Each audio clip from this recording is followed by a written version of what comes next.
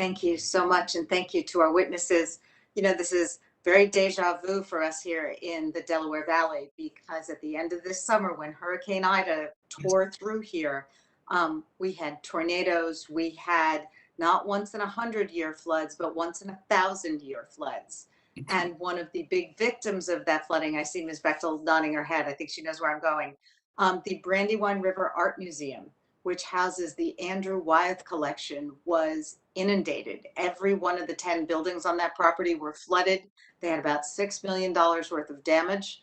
I mean, the heart-stopping part of it is that none of the Wyeths were damaged.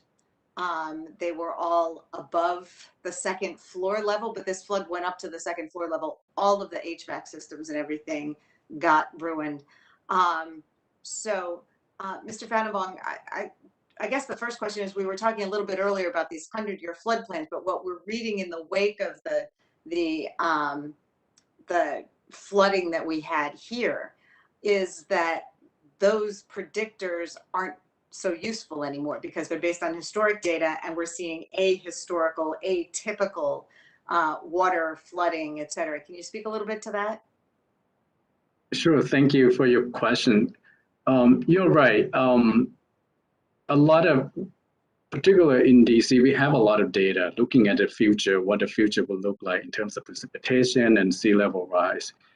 As part of the planning, we need to start to incorporate these new numbers, new projection in our planning. Yes, we have the 100-year flood map, as a regulatory flood map, as something that many facility managers have been using, the city had been using for planning. In fact, the DC new comprehensive plan and also the federal element by National Capital Planning Commission recognize the future condition due to the climate change and projection. We need to start to take that science down to the engineering level and planning level, what would look like in different scenarios, so that we can plan for, either we want to be there or we want to be, strengthen our existing building to against that new reality. I think that's where we are right now. Are we ready to, the technology and science is there. I think we just need the policies and the way that we design and constructing thing to meet that new challenge. Thank you. I couldn't agree more that we need to use the data and the science we have to project the future. And I find it interesting that in the business world, the capitalist side of it, insurance companies are using that data. Insurance companies are using that science to project risk. So I think we in the government need to get on track as well. Ms. Bechtel, can you speak a little bit to any lessons learned from the Brandywine River Museum situation? Yeah, I was horrified to hear about that day. And of course, we didn't have a lot of notice in that storm. So that was one where the weather didn't really project that level of water. The New York Times article mentions sandbagging, and honest to goodness, if you have time, that is really a mitigation measure that could have been used around that museum, but it's so close to the water. I guess in my lessons learned, it has been to really prepare the Smithsonian for every possible outcome, and to really have an in-house work staff. So we work 24/7 at the Smithsonian Institution, and sometimes these storms happen in the middle of the night.